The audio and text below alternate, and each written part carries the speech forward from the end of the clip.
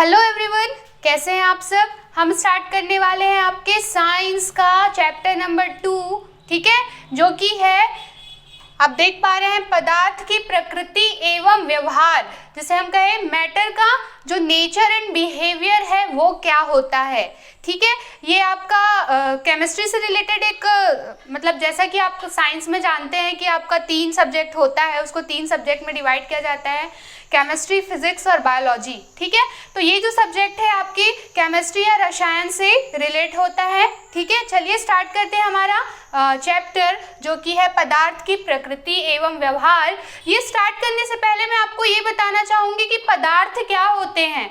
आप अपने चारों तरफ देखिए, ठीक है, यहाँ पे लाइट है, लाइट, प्रकाश, ठीक है, ये मार्कर, ये बोर्ड, ठीक है, कहीं हमें ढोलक की आवाज सुनाई देती है, तो हमारे चारों ओर कुछ ना कुछ देखने को मिलता है। इन सब में कहीं ना कहीं कुछ डिफरेंस है। क्लियर? ठीक है, तो हम क्या देखते हैं, इसको देखने के लिए एक एक्सरसाइज है आपके उस पे। ठीक है, अब वही एक्सरसाइज हम भी देखने की कोशिश करते हैं। क्या बोला गया है कि एक बीकर लिया है, ठीक है, एक बीकर लेके उसको वाटर से पूरी तरह से आधा भर दिया गया है। वाटर से भरने के बाद एक कांच की ग्लास, आप कांच की ग्लास लीजिए, ऐसा हम हमेशा करते हैं, बाल्टी में पानी भरी रहती है, हम खाली जो हमारा मग होता है उसको ऐसे ही डुबा देते हैं। तो आप देखना कभी कभी आप उसको डायरेक्ट उसके अंदर डुबाएंगे तो उसमें पानी नहीं घुस पाता है। तो कुछ ऐसा ही यहाँ पे होगा। क्या होगा, ये जो एक मैंने ग्लास यहाँ पे डाला, ठीक है, वो डायरेक्ट अंदर घुस जाएगा। क्लियर? उसमें कोई भी पानी का एक मॉलिक्यूल भी इसके अंदर नहीं आ पाएगा। और यहाँ पे आप कोई लेजर बीम या कोई लाइट डालेंगे, ठीक है, यहाँ से आप कोई लाइट डाल रहे हैं तो ये जो लाइट है इसमें आपको दिखाई देगी। ठीक है, क्लियर? तो यही क्या है, ये आपको ये बता रहा है कि ये जो एयर है, ठीक है, ये क्या हुआ, इसने कुछ स्पेस लिया है ना, ये आपका एक्सपेरिमेंट दिया हुआ है। तो फिर इसका मतलब क्या है, हर एक वस्तु का भार, हर एक वस्तु का वेट है। क्यों है? क्योंकि उसमें उसका द्रव्यमान है। ठीक है, तो हर एक वस्तु का भार होता है क्योंकि उसमें उसका द्रव्यमान छुपा हुआ होता है। तो जैसा आप इस एक्सपेरिमेंट को देख पा रहे हैं, हमने क्या लिया, एक बीकर लिया, ठीक है, उसमें हमने कांच का दूसरा जो ग्लास है उसको डुबो दिया। ठीक है, तो किसी भी वस्तु का जो भार होता है वो उसमें उपस्थित उसके द्रव्यमान के कारण होता है। क्लियर? तो अब हम यहाँ से एक चीज ये निकालेंगे कि हर एक वस्तु जो स्थान घेरती है, ठीक है, और जिसका कोई द्रव्यमान होता है वो क्या कहलाता है, पदार्थ। तो आप क्या डेफिनेशन लिखेंगे कि जो वस्तुएं, ठीक है, जो वस्तुएं, पदार्थ का आप डेफिनेशन लिखिए, पदार्थ का डेफिनेशन लिखेंगे, जो वस्तुएं स्थान घेरती हैं, जो वस्तुएं स्थान घेरती हैं, ठीक है, पदार्थ का हम मैटर का डेफिनेशन लिख रहे हैं, जो वस्तुएं स्थान घेरती है तथा जिनमें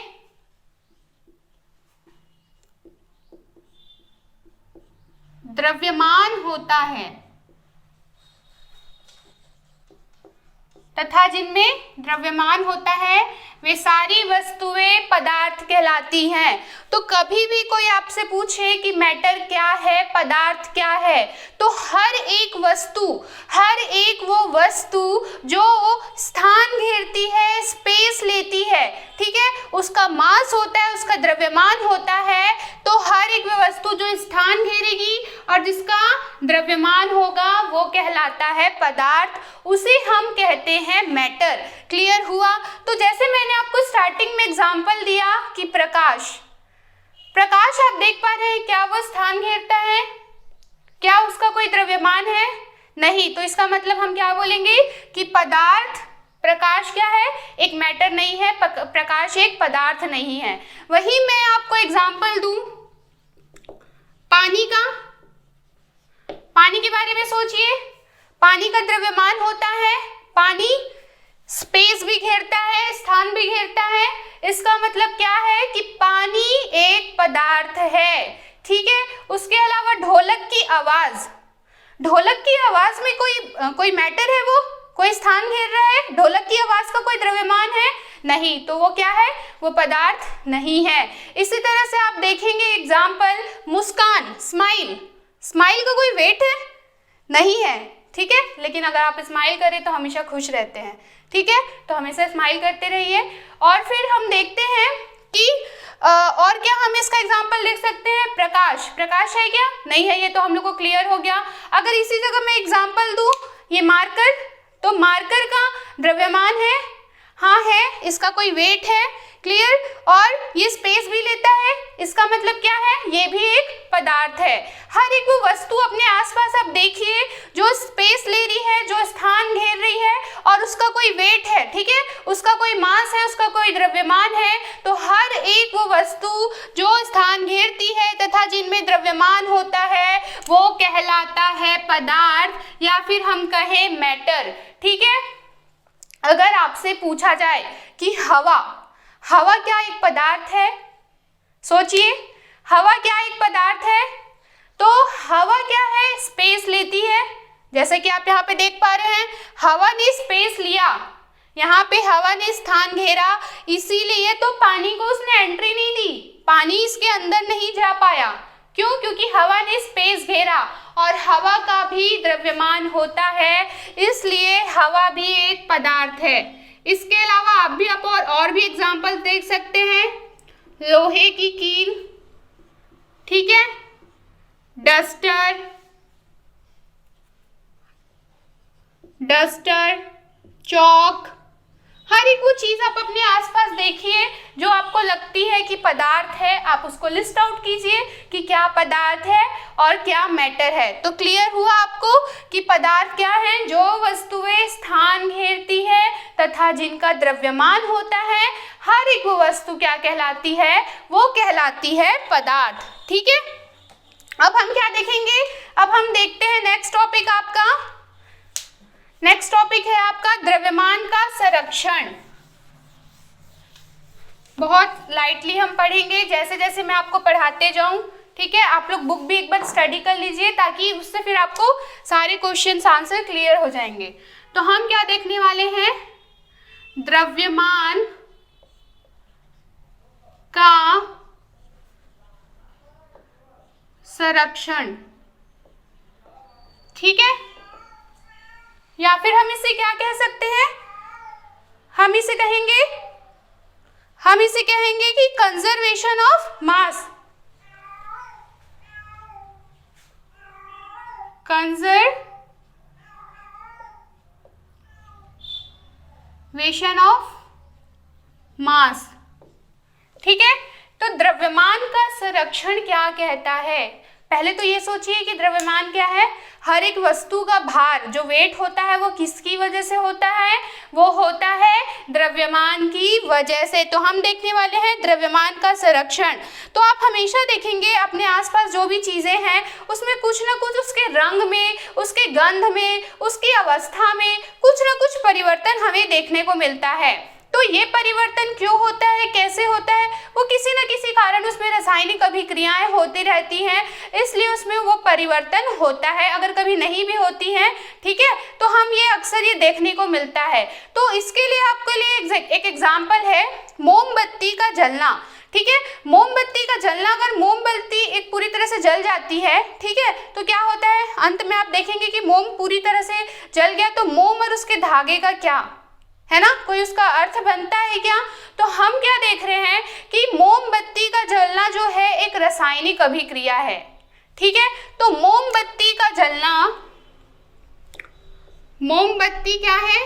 अकेली ही नहीं जलती, वो ऑक्सीजन के साथ रिएक्ट करती है और ऑक्सीजन के साथ रिएक्ट करने के बाद वो कार्बन डाइऑक्साइड गैस रिलीज करती है और जल वाष्प में कन्वर्ट हो जाती है। तो हम क्या देख रहे हैं कि द्रव्यमान संरक्षण, ठीक है, इसका हम लोग ने एक उदाहरण देखा है कि मोमबत्ती को हम जब भी जलाते हैं तो वो पूरी तरह से जलने के बाद वो पूरी तरह से खत्म हो जाती है, ठीक है। तो इसका मतलब ये नहीं है कि मोमबत्ती मतलब कुछ बचा नहीं है या फिर मोमबत्ती जल गई खत्म हो गई, ये गलत कॉन्सेप्ट है। मोमबत्ती का जलना एक रासायनिक अभिक्रिया है, क्योंकि वो ऑक्सीजन की हेल्प से कार्बन डाइऑक्साइड और जल वाष्प में बदल जाती है।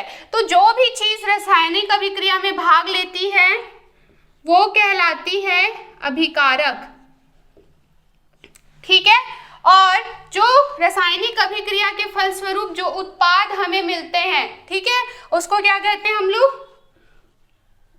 उत्पाद, प्रोडक्ट, ठीक है। ये रिएक्टेंट्स है और ये क्या है?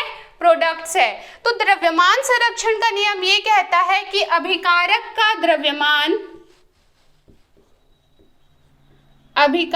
का जो द्रव्यमान होता है वो बराबर होता है उत्पाद के द्रव्यमान के। तो द्रव्यमान संरक्षण हम देख रहे हैं वो भी इस एग्जाम्पल के साथ, मोमबत्ती के जलने के एग्जाम्पल के साथ, कि मोमबत्ती का जलना एक रासायनिक अभिक्रिया है। क्लियर? मोमबत्ती का जलना एक रासायनिक अभिक्रिया है, ठीक है, कि मोमबत्ती जो है वो धागे की बत्ती के साथ वहीं पे खत्म नहीं होता, वो ऑक्सीजन के साथ रिएक्ट करता है। ऑक्सीजन के साथ रिएक्ट करने के बाद वो कार्बन डाइऑक्साइड तथा जल वाष्प उत्पाद के रूप में हमें प्राप्त होता है। इस तरह से द्रव्यमान संरक्षण का नियम ये कहता है कि अभिकारकों का जो द्रव्यमान होता है, द्रव्यमान संरक्षण के नियम के अकॉर्डिंग अभिकारकों का जो कुल द्रव्यमान होता है, ये हम लिखेंगे अभिकारकों का कुल द्रव्यमान, अभिकारकों का कुल द्रव्यमान उत्पाद के कुल द्रव्यमान के बराबर होता है।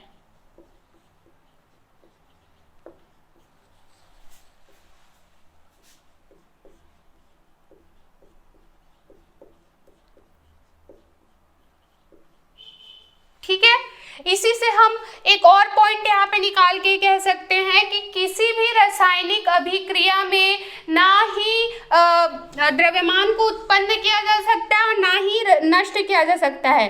ठीक है, तो क्या कहते हैं? द्रव्यमान को ना ही उत्पन्न किया जा सकता है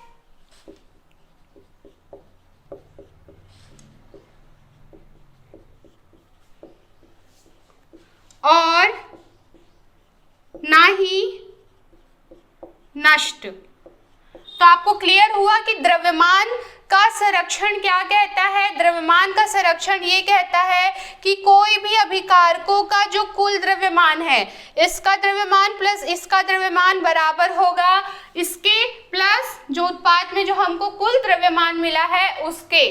ठीक है, तो द्रव्यमान का संरक्षण अगर आपको लिखने को बोलेगा तो आप क्या लिखेंगे? आप लिखेंगे अभिकारकों का कुल द्रव्यमान उत्पाद के कुल द्रव्यमान के बराबर होता है। ठीक है, और दूसरी बात, इसी को हम क्या बोलते हैं? इसे ही हम पदार्थ की अविनाशिता का नियम या द्रव्यमान संरक्षण का नियम कहते हैं। ठीक है, इसे हम क्या कहते हैं? इसे ही हम पदार्थ की अविनाशिता, या फिर यहाँ पे भी लिख सकते हैं आप लोग, ना ही उत्पन्न किया जा सकता है ना ही नष्ट किया जा सकता है, तो इसे ही मतलब द्रव्यमान संरक्षण के नियम को पदार्थ की अविनाशिता का नियम कहा जाता है। अविनाशिता का नियम। ठीक है, तो आपसे पूछे कि द्रव्यमान संरक्षण का नियम क्या है या अविनाशिता का नियम क्या है, आपको दोनों ही केस में यही बताना है कि अभिकारकों का जो कुल द्रव्यमान है वो उत्पाद के कुल द्रव्यमान के बराबर होता है, और द्रव्यमान को न किसी भी रासायनिक अभिक्रिया में द्रव्यमान को ना तो उत्पन्न किया जा सकता है और ना ही नष्ट किया जा सकता है। इस तरह से हमने देखा कि द्रव्यमान संरक्षण क्या है।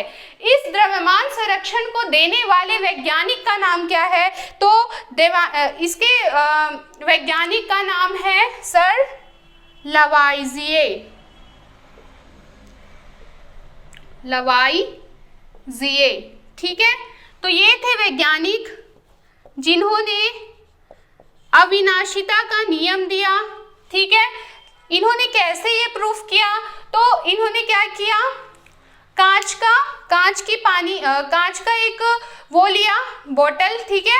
तो उसमें क्या किया उन्होंने, कांच का बोतल बोले या कोई भी बीकर बोले, उस पानी को गर्म किया, ठीक है। पानी गर्म करने से उसका पहले द्रव्यमान वेट किया, ठीक है। पानी जो कांच की पानी है उसका द्रव्यमान वेट किया, उसके बाद द्रव्यमान लिया, उसके बाद उसको भाप से उड़ाया आसवन विधि से, ठीक है। इन सब विधियों से तो उन्होंने ये देखा कि जो पहले का जो द्रव्यमान था वो उससे उनको वेट करने पे उतने ही मिल रहा है, लेकिन आप पानी की क्वांटिटी देखेंगे तो पहले जो उस बीकर में जितना पानी था उतना पानी नहीं है। तो उन्होंने ये पाया कि उसमें पानी के अलावा जो क्या है, छोटे छोटे रेत के पार्टिकल्स हैं। तो उन्होंने ये समझा, ये जाना कि क्या हुआ, जो पानी है वो उड़ के गया और जो कांच है वो अपना डिकम्पोज हुआ, ठीक है, कांच के टूटने की वजह से, ठीक है।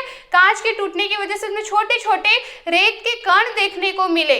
इस तरह से उन्होंने प्रूफ किया, ठीक है। और उन्होंने बताया कि द्रव्यमान संरक्षण का नियम कहता है कि अभिकारकों का कुल द्रव्यमान जो होता है वो उत्पाद के कुल द्रव्यमान के बराबर होता है। क्लियर हुआ आप लोगों को द्रव्यमान का संरक्षण, ठीक है।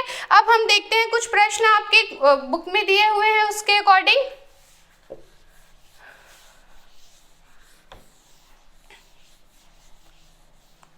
तो क्वेश्चन में आपसे ये पूछा गया है कि निम्नलिखित पदार्थों का पहचान करना है। तो पानी क्या एक पदार्थ है? हाँ, पानी एक पदार्थ है, मैंने आपको क्लियर किया है, क्योंकि वो स्थान घेरता है, ठीक है। और उसका एक द्रव्यमान है हवा। हवा का भी द्रव्यमान होता है, वो भी स्पेस लेता है, ठीक है, स्थान घेरता है, इसलिए हवा भी एक पदार्थ है। उसके बाद आप देखेंगे पत्थर, कुर्सी, हाँ ठीक है, ये भी एक पदार्थ है क्योंकि इनका भी वेट है, ये भी स्पेस लेते हैं। लेकिन अगर आपसे पूछे जाए फूल की सुगंध का कोई वेट है क्या? कोई स्पेस ले रहा है वो? नहीं, तो वो पदार्थ नहीं है। विचार, आपके मन में बहुत सारे थॉट्स आते हैं, ठीक है, बहुत सारी चीजें हमारे दिमाग में चलते रहती है, तो कोई वो पदार्थ है? तो नहीं, वो कोई पदार्थ नहीं है, क्योंकि ना ही वो स्पेस लेते हैं और ना ही उनका कोई वेट है। क्लियर? तो वो क्या होंगे? वो पदार्थ नहीं कहलाएंगे। क्लियर हुआ आपको? फिर नेक्स्ट क्वेश्चन आपका दिया हुआ है, एक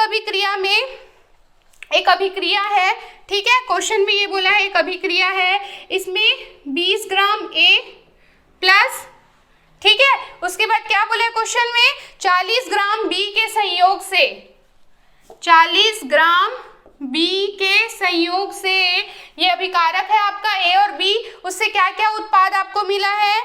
25 ग्राम C, 15 ग्राम D, 25 ग्राम C मिला है, ठीक है, और प्लस 15 ग्राम आपको D मिला है, प्लस 20 ग्राम आपको E मिला है, ठीक है। तो इस तरह से आपको एक क्वेश्चन दिया गया है, इसमें ये बोला गया है कि ये क्या है? अभिकारक, और ये है इससे बनने वाले उत्पाद। तो क्वेश्चन में ये बोला गया है कि द्रव्यमान, इन प्रेक्षणों के द्वारा आपको द्रव्यमान संरक्षण का नियम को समझाना है। तो मैंने आपको क्या बताया है कि द्रव्यमान संरक्षण का नियम ये कहता है कि अभिकारकों का कुल द्रव्यमान उत्पाद के कुल द्रव्यमान के बराबर होता है। तो चलिए ऐड कर देते हैं अभिकारकों के कुल द्रव्यमान को, 20 ग्राम प्लस 40 ग्राम, देखते हैं बराबर है कि नहीं। 25 15 प्लस 20, 25 प्लस 15 ग्राम प्लस 20 ग्राम। तो आप देख पा रहे हैं ये कितना है, ये 60 ग्राम हो गया। ये इक्वल्स टू 25 और 15 हो गया आपका 40 और 20 60 ग्राम। इस तरह से आप देख पा रहे हैं कि जो अभिकारकों का जो कुल द्रव्यमान है वो उत्पाद के कुल द्रव्यमान के बराबर है।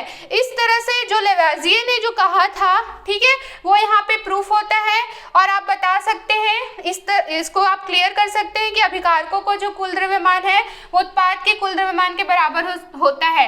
यहाँ पे आप A प्लस बी लिख दीजिए या फिर C plus D plus E। ये क्या मिला है आपको, उत्पाद, फिर उससे जितनी जितनी क्वांटिटी में वो यूज किया गया है उसको हम ऐड करके इसको क्लियर कर देंगे कि ये क्या है, ये द्रव्यमान संरक्षण के नियम को प्रूफ करता है। तो आज की क्लास में हमने क्या सीखा, हमने सीखा कि पदार्थ क्या है।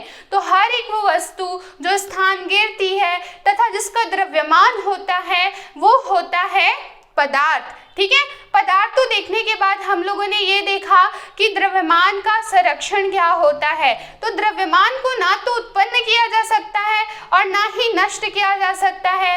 मोमबत्ती के एग्जाम्पल के थ्रू हमने ये समझा कि जो अभिकारकों का कुल द्रव्यमान होता है वो उत्पादों के कुल द्रव्यमान के बराबर होता है। इसे ही हम अविनाशिता का नियम भी कहते हैं। अविनाशिता का नियम या द्रव्यमान संरक्षण को नियम देने वाले थे सर लवाइजिये, ठीक है। इस तरह से हमने आज की क्लास में ये क्लियर किया।